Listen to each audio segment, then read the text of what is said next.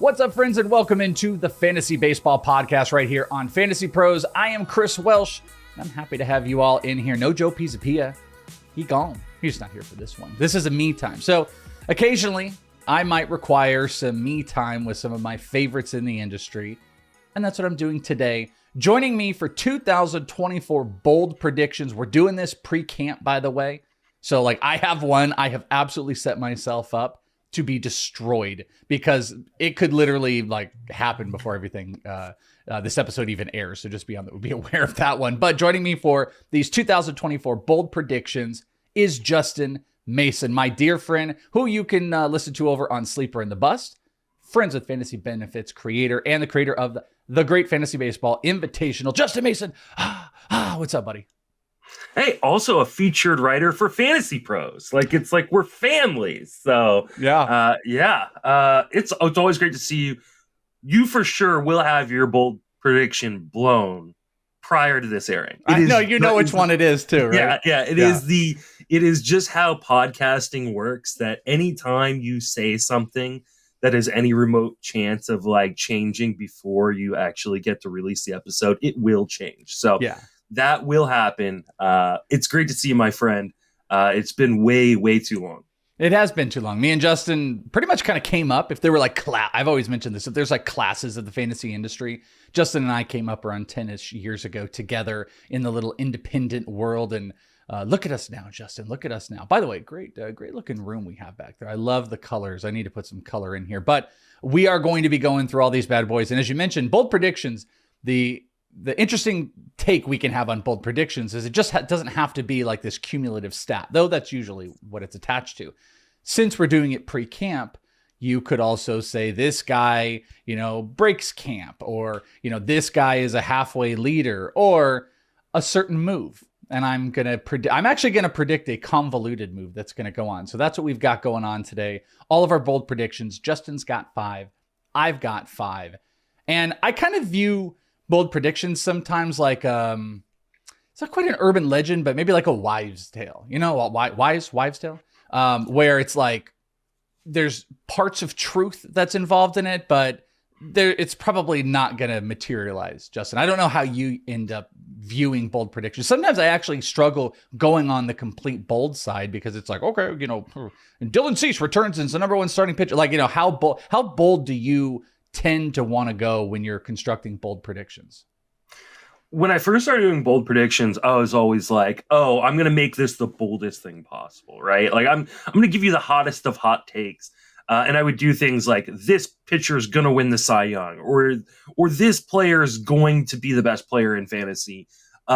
Those have such small margins for error, and we're already dealing with things that are unlikely to happen. So if we think of a projection, so Blake Snell's projection for 2024, usually that is a median projection, right? That is the average of what could happen. He could obviously do better. He could obviously do worse, but this is kind of the baseline of the middle of what we think could happen. So for a bold prediction, I like to think of, okay, what is the 80th percentile, right? If the projection is a 50th percentile, what is pretty close to the top of the line of what could happen. And that's kind of what I shoot for with a bold prediction. Okay, super smart. That's a good way to approach if anybody else is looking on how they can approach creating some bold predictions. That's definitely a way you can do it. One cool thing, Justin mentioned it before, he is a featured writer on Fantasy Pros. And when you guys sign up on premium, you get some extra access. So Fantasy Pros has got a gajillion awesome things that are for free. I mean, you can get in on a lot of the draft wizard stuff. You can go in, sync your leagues. There's a lot of it that you can do for free.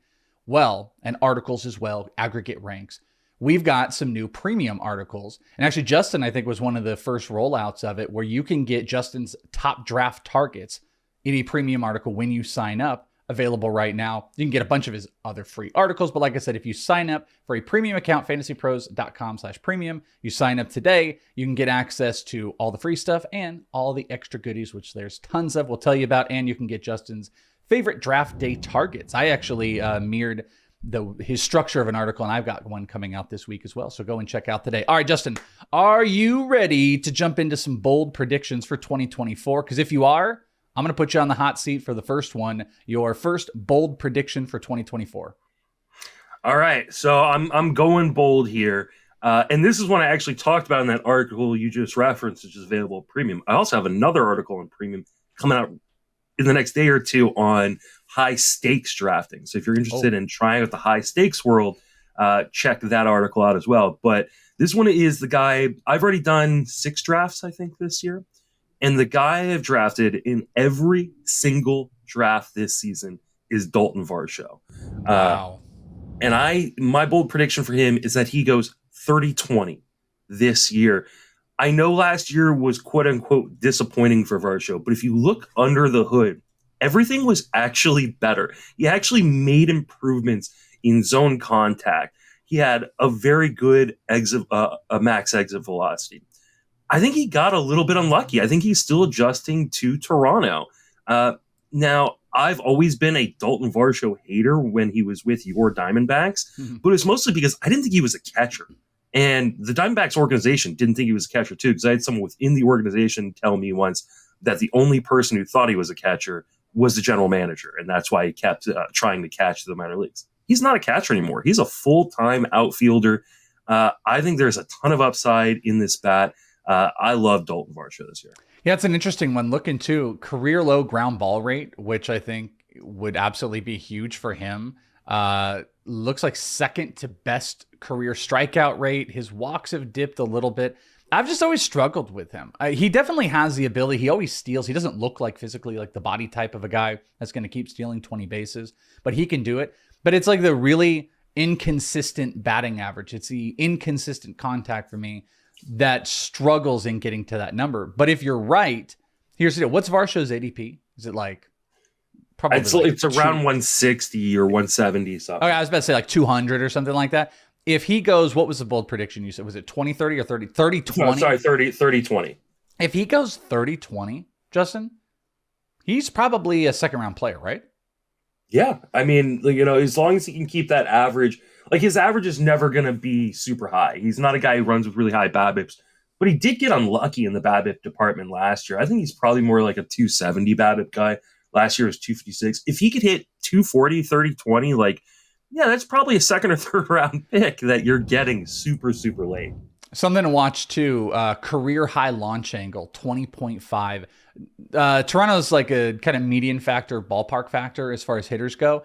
If he shows any improvements early on barrel percentage, hard hit percentage, and continues that launch angle, that's going to be that like optimized stuff. I want to say Jake Berger maybe had a similar line, like those big launch angles when paired with at least like really hard hit balls or solid barreling, it's going to do big numbers. He just hasn't clicked into that. He had a slight uptick in hard hit percentage. So Justin, all in the Dalton Varsho train. All right, here's mine. And mine is a convoluted little chain of events that is probably going to get broken by the time this airs. So hopefully we get this up like immediately. But my bold prediction is that the Seattle Mariners sign Blake Snell. Then they trade Brian Wu to the Rays for Isaac Paredes because they don't have a third baseman, which then in turn puts Junior Caminero on the opening day roster for the Rays, but it does not win him Rookie of the Year. We'll talk about that in a little bit. So that's my bold prediction. There's been a lot of Blake Snell stuff out there. I think the two biggest rumors have been the Angels, and apparently the Angels have had the interest, but they haven't been given the go to release the money for Blake Snell. But Blake Snell is from the Pacific Northwest. I think he wants to play there. The Mariners, they've got some toys to play with if you're talking about that young pitching. They also can sign Blake Snell without trading Brian Wu. That's actually the most likely situation. Trading good young pitching, probably not ideal, but the reason I picked on Brian Wu is because I think he's an analytics darling, and he is the exact type of pitcher the Rays would covet and love to get. So I don't know if Isaac Paredes works for it straight out. There might be some other pieces involved, but my idea is the Mariners have a huge hole in the corner infield at third base, unless they really feel comfortable with Rojas or Luis Arias. There had been rumors of Isaac Paredes. They've already made a trade. Wu goes into the starting rotation for the Rays. Isaac Paredes comes here. Caminero. It is a chain of events, Justin. That's my bold prediction, and that is my pre-camp bold prediction. It's the only one I'm going to do. So what do you think about that one? I mean, I like the way you're thinking. I had not thought about that kind of scenario, but it makes a lot of sense. Like you said, Blake Snell is from Shoreline, Washington. So like that is home for him. I'm sure he would love to go back and play. It's a great organization to pitch for. Imagine Blake Snell being your number 4 starting pitcher. That would be unreal. I think if the Mariners were going to make a move, they should probably just sign Matt Chapman. You know, just to me, like, you know, he gives you elite defense on the corner right there, and that kind of solves that problem. But I'd love to see Blake Snell in Seattle. I don't know that the rest of it would fall quite that way, but you know, it all makes sense. Now I just want people to sign. Just sign. Just sign. Just sign. Stop this like top 4 free agents still not signing. Well, there is a thing. I'm going to be very loose about this to not age this podcast, so we'll move right past this quick. But there's like a clerical thing that goes on with rosters where teams can start putting players on 60 mans within, I think, the next 24 hours or as this episode is airing.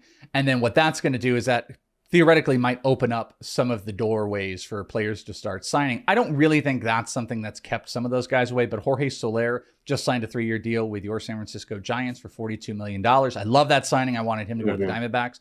So we might see those pickups, and that's why this may fall apart. But that's also why this is a bold prediction. This isn't me going, hey, Blake Snell's going to sign with the Mariners. This is me tailing out this little story of he signs, the Mariners then take from what they have of depth and they trade, and then they get a bigger, probably better piece. They could sign Matt Chapman, but that doesn't make the bold prediction as much fun. And it opened up Junior Caminero. So that is 7 degrees of Blake Snell, where Blake Snell creates Junior Caminero having a starting role. So that's my first bold prediction.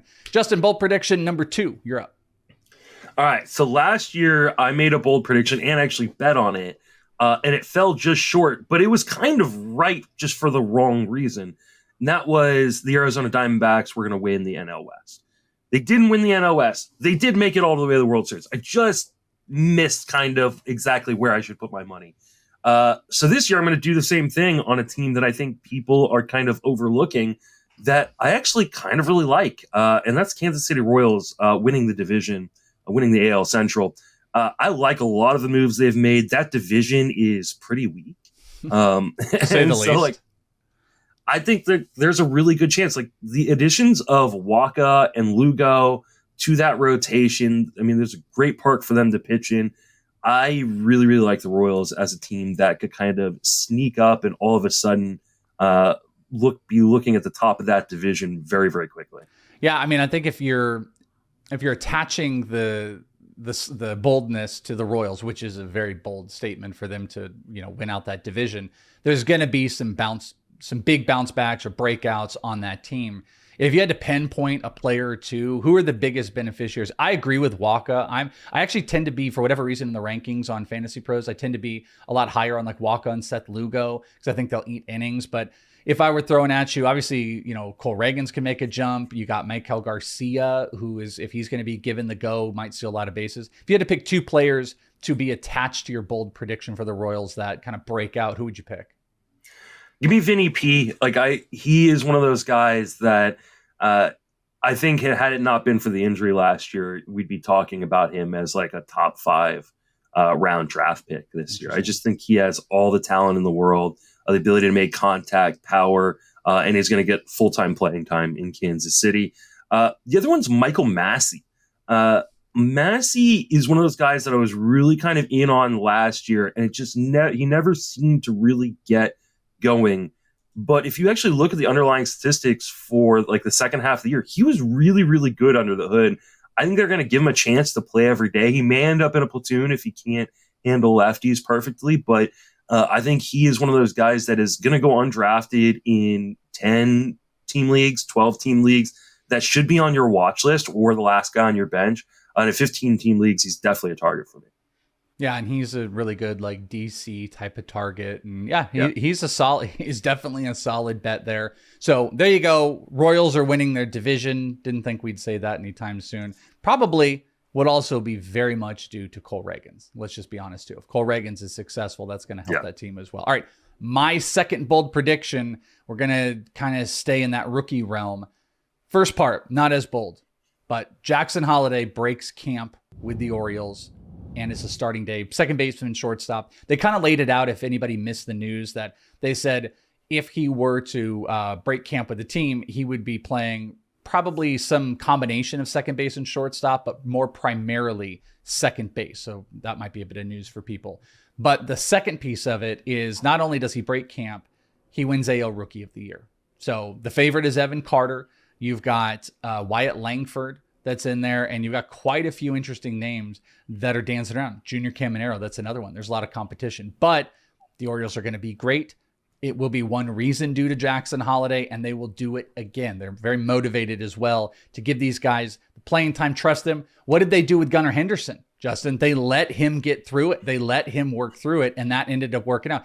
He, at one point, was like third or fourth on the Rookie of the Year awards last year on how bad it got.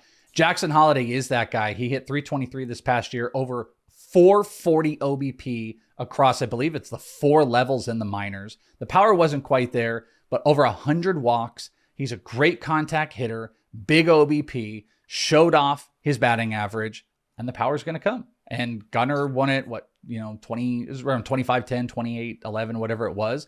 If Gunnar can go 15 to 18 with 30 stolen bases and he steals a little bit more while hitting a high batting average, and the Orioles win the division, Jackson Holliday not only breaks camp, but AL Rookie of the Year. And underrated, by the way. I think a kind of undervalued draft asset right now.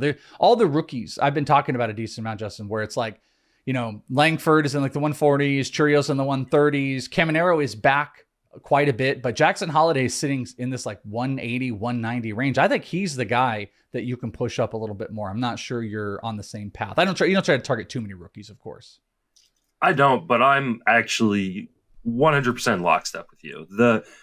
I understand like how good Langford was in the minor leagues last year, but Jackson Holliday is still the number one prospect in baseball, and he's got the clearest path to playing time. Like, I love Wyatt Langford, but like, where does Langford actually play to start the year with Evan Carter and Adolis Garcia in that outfield? I think Churio is a really, really interesting prospect. But where does he play in that outfield with Christian Yelich and Sal Frelick? And I don't think people have talked enough about Churio's issues with swing and miss at times in the minor leagues. So I think Jackson Holliday has the clearest path to playing time. There's no one on that team that is stopping him if he's ready. And the Orioles have shown, unlike a team like the Brewers, that they'll bring up a guy to play day one. They want those draft picks that are associated with finishing high in Rookie of the Year. I think this is actually a perfect bold prediction, and I think that this is probably the bold prediction that has the best chance of actually hitting a Brewers. Yeah. Now, if you're like, Welsh, are we going to get bolder? We're going to get bolder. I'm going to get bolder with you, so don't worry. Friends, want to tell you, though, about the Draft Simulator before we move forward with the rest of our bold predictions, because FantasyPros Draft Simulator, it is a killer tool. You can go in and you can sync your leagues, and guess what? You can mock to your league settings right now. Go in, sync, put a bunch of mocks together. You can get analysis if you jump up on premium, but guess what? You can do all of that still on the freemium. You can get a bunch of this free access, and if you want to jump up a little bit further, you can get analysis from experts like Justin, myself. You can get the whole report card after, but all you got to do is go in, sync your league, and start drafting to your own settings today. Sky's the limit with the Draft Simulator. Go and use it today. FantasyPros.com/mock. Sync your league and get jamming. Let's go to our bold prediction number 3. What do you got, Justin? All right. John Means is a top 40 starting pitcher this year. I don't know why people are fading John Means the way they are in early drafts so far. Yes, I know he is, he's coming off of injury from Tommy John surgery, but he pitched last year. Like, what I want to see from a guy is that they finish the year on the mound. And he pitched really, really well in 23 2/3 innings, a 2.66 ERA. The strikeouts weren't there, but I'm not super worried about that. For me, it's really about him getting back on the mound with a velocity. That park is an absolute palace for left-handed pitchers. You just cannot hit the ball out as a righty. So I think John Means is going to have a fantastic year. I think the strikeouts are going to come back. And I think he is going to be a top 40 starting pitcher this year. Do you think that John Means can and will be the number 2 fantasy pitcher for the Orioles? I think he can. I don't know if he will, because I mean, I love Grayson Rodriguez and Kyle Bradish. And Kyle Bradish, yeah. Yeah. So, but I definitely, honestly, I really love the entire Orioles rotation, especially the addition of Burns. This is a really, really fun rotation for them. It means probably is the 4th guy, but from a fantasy value, I mean, could he surpass guys like Grayson Rodriguez and Bradish? Sure. Will he? I don't know, man. I think Grayson Rodriguez could be a top 15 starter this year. I was about to say, I mean, if you're putting John Means as a top 40 SP, that means you're going to have 4 Orioles pitchers inside the top 40. I think we're going to do. I mean, this Orioles team is going to be a juggernaut in years to come. Yeah, I mean, and it works well to my Jackson Holliday teams winning. Mm-hmm. He's succeeding as long as he obviously is. So I love that bold prediction. All right, number 3. Now I'm going bolder if you don't like how bold I've been going. Jared Kelenic with the Atlanta Braves goes 2025. A 2025 season, by the way, third round value, Justin? Would you say that's about right? Depending on the batting average, yeah. I mean, that's kind of what we're looking at from Randy Rosarena's going around pick 48, I think, right now. So, yeah, that's 3rd, 4th round value, depending on his batting average. So Kelenic last year, he hit lefties as well as hitting righties, or I should probably say it, he hit righties as well as hitting lefties solid. The second half included right before he got hurt, and then when he returned, he hit 288, and that was better than that first part. He also had been stealing through the first 80 games, stole 11 bases. When he ended up returning, didn't really end up stealing anymore. It finished with 13, but he was aggressive in the forefront of it. Well, here's a couple positives and why Atlanta can boost all this up. Atlanta, 14th best ballpark factor for lefties versus Seattle, which is the worst of all. And Atlanta was in top 10 for stolen bases. I think at the end of the lineup, where Kelenic currently is, according to roster resource, and probably stays, he's going to be running. And I think they're going to want him to do so to get into scoring position as Acuna is going to be getting in. He showed off his power again after hitting 11 homers in 105 games. This lineup creates better offensive potential. And we saw that offensive potential growth last year with Kelenic. He punched a cooler. He was dumb about it, but we saw big stolen bases. We saw the resurgence of him. And he now goes to an Atlanta lineup that has better ballpark factors, that is a higher stealing team. And here's the other thing. Remember when they acquired him and all the notes out there were, hey, he's going to platoon with Vaughn Grissom. No, he's not. This is his job right now. And they could bring somebody else in and screw this up, but this is his job right now to succeed. Jared Kelenic goes 2025, and that would make him a 3rd to 4th round fantasy option. I think that's bold in the Jared Kelenic world, right, Justin? Yeah, and I love it. I mean, if you followed my content at all, whether written or verbal content, I have been a Jared Kelenic believer for quite a while. Nothing has changed.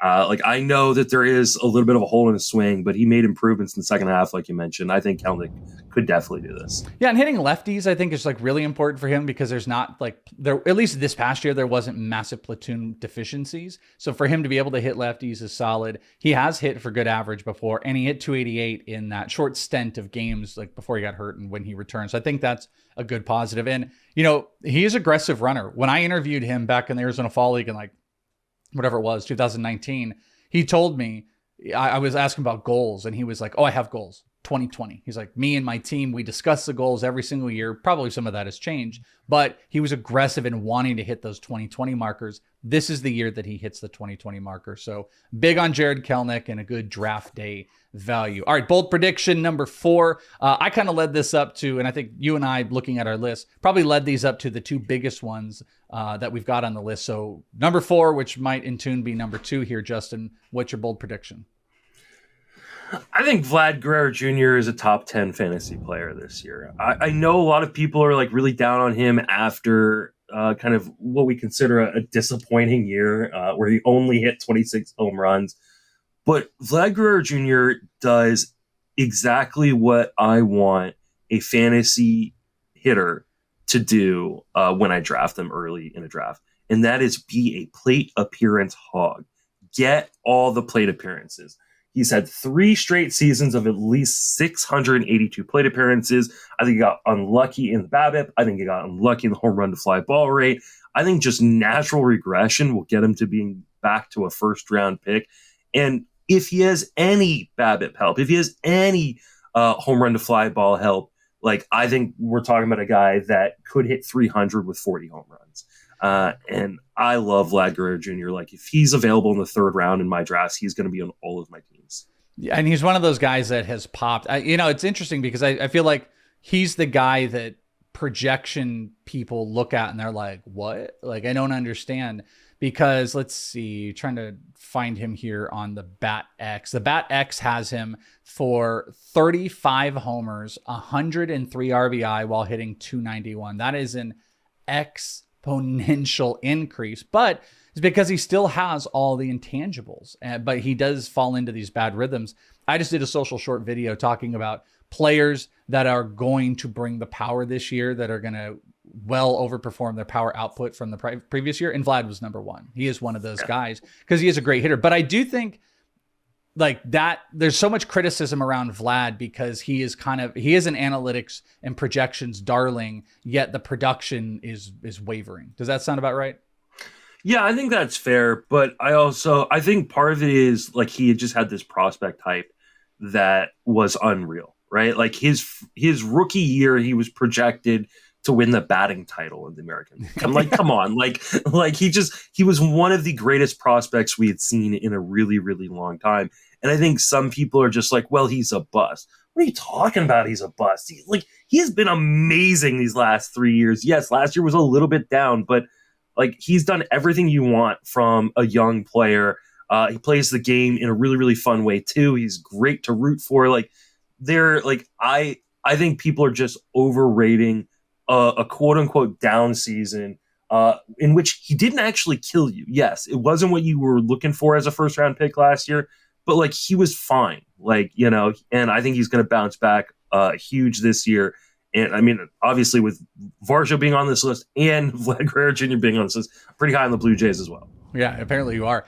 I remember we were all at the Arizona Fall League that year when Vlad was a rookie, and I was sitting in the stands. I don't think you were there yet, but I was sitting there with Vlad Sedler, who was just on the show, Rob Silver, and a couple other people. Oh, and Jason Collette opens up his phone and goes, the Steamer projections are out.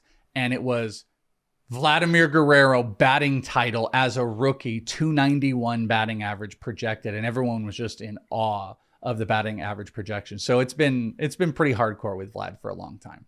And that was a fun thing. All right. Bold prediction number 4 for me. This is one of my big ones. I've kind of talked a lot about this. Maybe this isn't even that bold, but I'm going to anoint a Cy Young winner.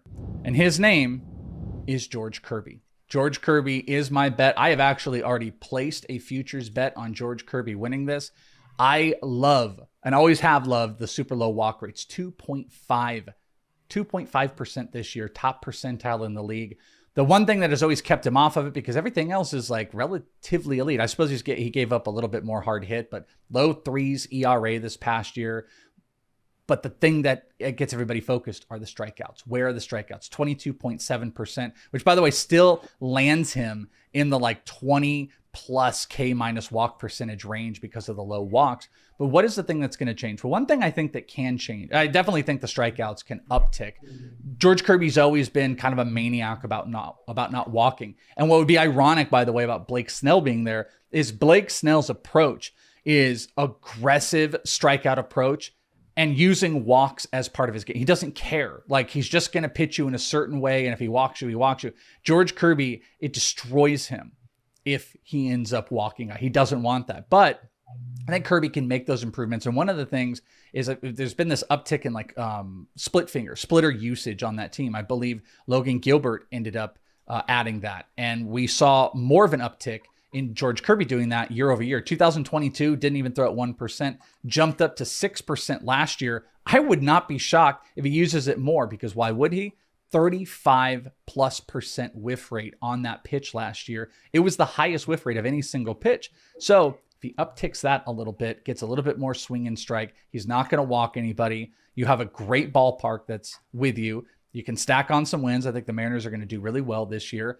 I think George Kirby is going to line himself with a low ERA, immensely low walks. He's going to eat innings. He's going to pick up the wins, and he's going to put himself in line to win a Cy Young this year. And that was actually something that popped up during the First Pitch Arizona.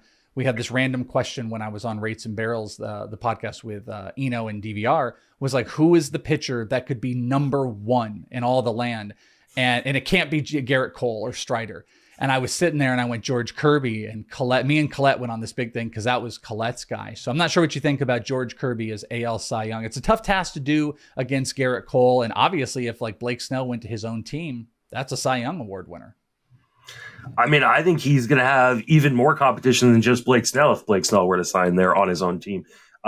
Luis Castillo has been amazing since coming to Seattle too. And I'd put money on him winning the Cy Young this year as well. So, but Kirby is one of those guys that I love I don't necessarily think he's going to win the Cy Young. Like, I love as a draft pick because the floor is so safe. That walk rate makes him so freaking safe.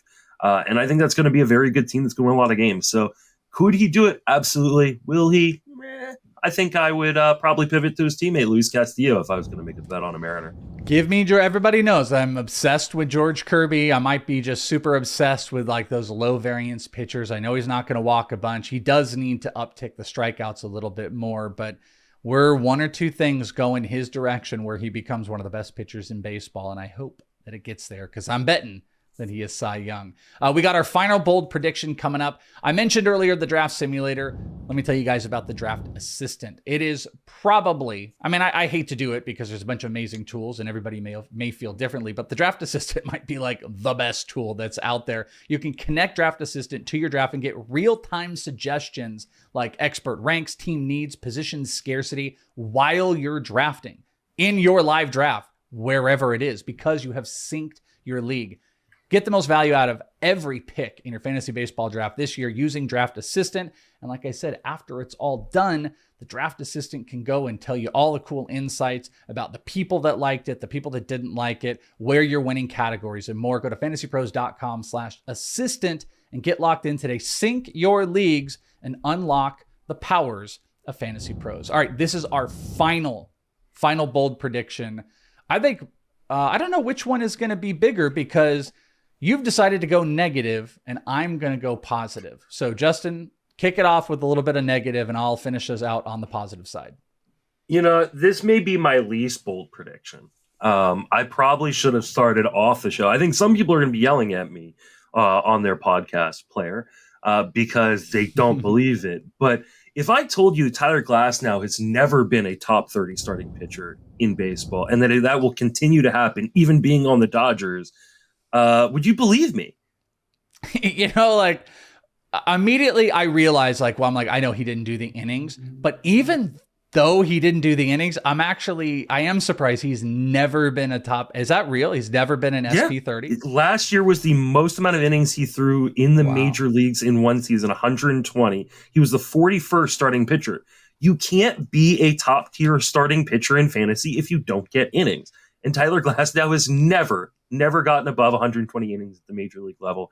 They're going to run a 6-man rotation. They're going to really protect him now that he's on a long-term deal. And he gets hurt. He just gets hurt all the time. I love him on a per inning basis. I totally understand shallow league players in 8 and 10 team leagues getting him because you can backfill off the or off the waiver wire, put him on the IL.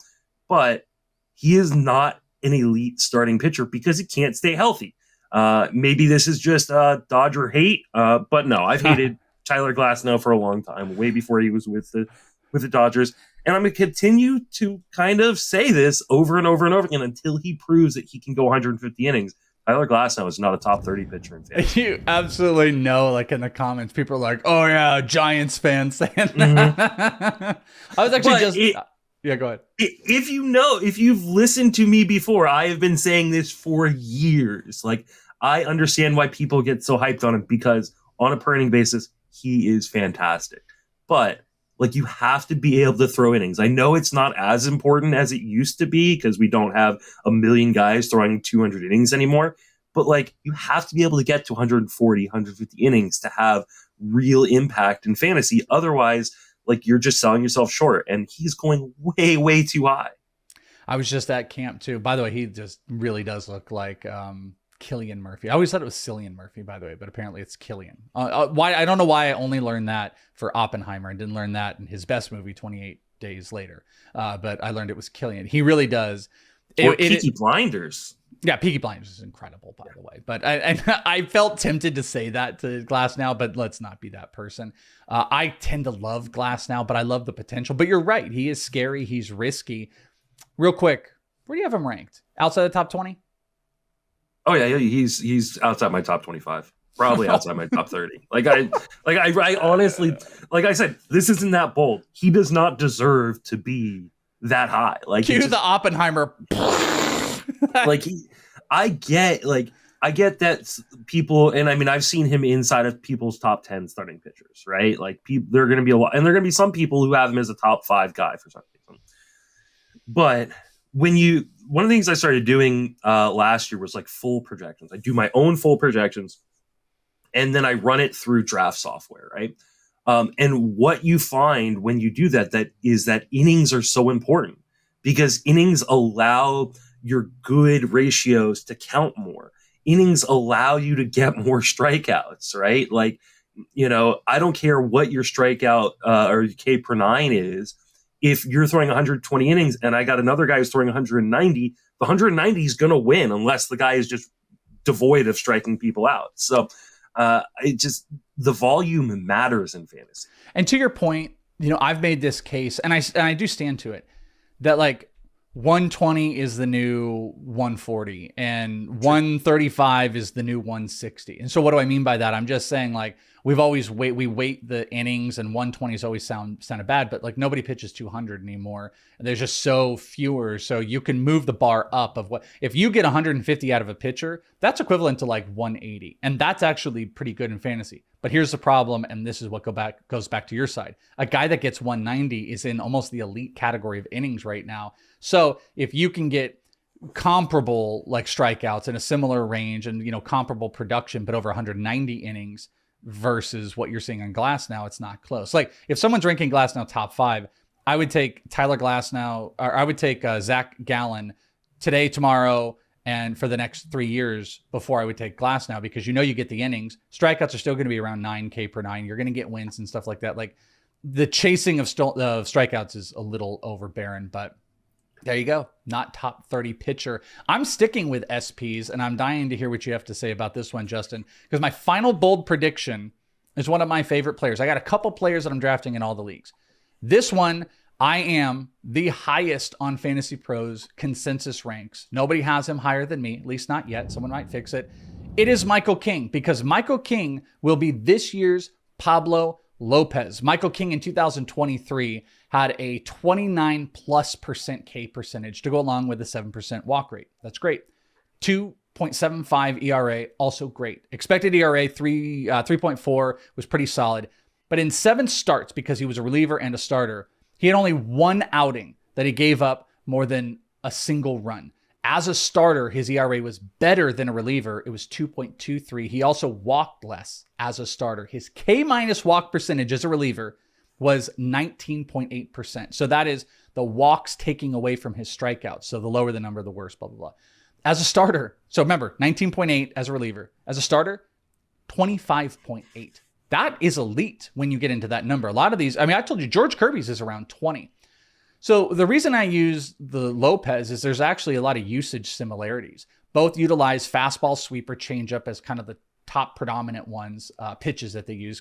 King ends up using a little bit like the sinker fastball, kind of flows in and out. Pablo, four seam, but also uses the sinker. Fastball runs similarly as far as velo goes.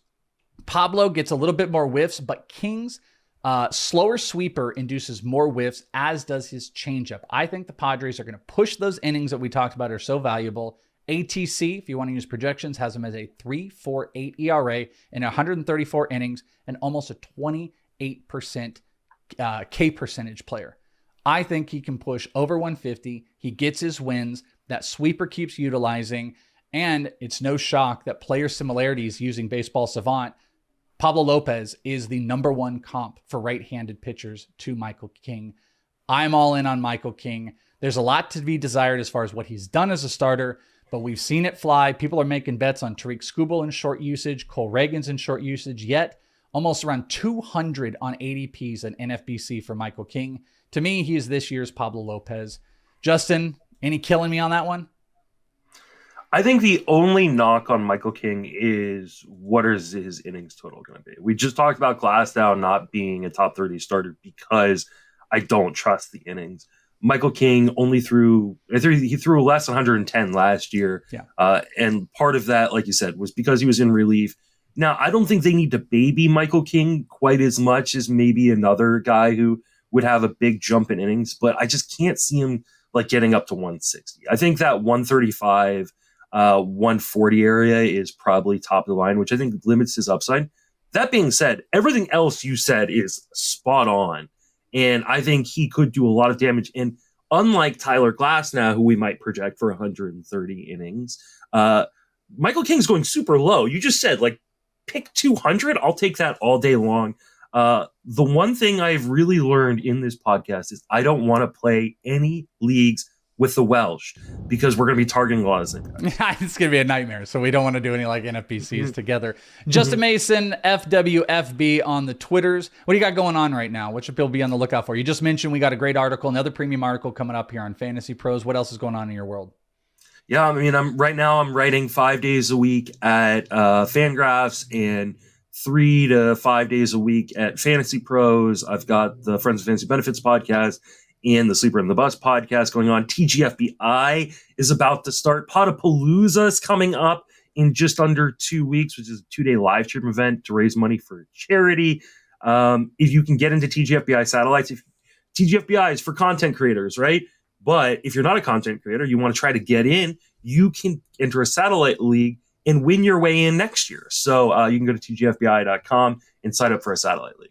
Killer stuff, my friend. I'm looking forward to it. I'm getting back into TGFBI. I'll be doing it. Make sure you check out all his great content here for free and on the premium side. You can find me on Twitter at IsItTheWelsh, where you can also find my ranks. You can find Dynasty. I got Prospect here. My redraft are updated. I'm on the ECR if you're checking it out. Plus, I have got, probably as this is airing, I've got my draft day targets. Wonder if you'll see any of the guys we talked about on there. It's a premium article. All you got to do, go check out Fantasy Pros. They've got tons and tons of free stuff that you can get hooked up with. Just sync your league. You can start accessing the simulator. You can work with some of the other tools. And if you like it and you want more, you can upgrade, get the premium. You can get into the Discords we've got. You can get access to the premium articles, download the app, and it's easy peasy, my friends. Lemon squeezy. That's all that we got for you here today. Justin, please tell Spore I love him. Sleeper in the Bus, a mainstay in the industry. And you guys are all phenomenal. Thank you so much for hanging out. Bold predictions for 2024. We'll review them. We'll see. And we'll talk to you next time right here on Fantasy Pros. Bye, friends.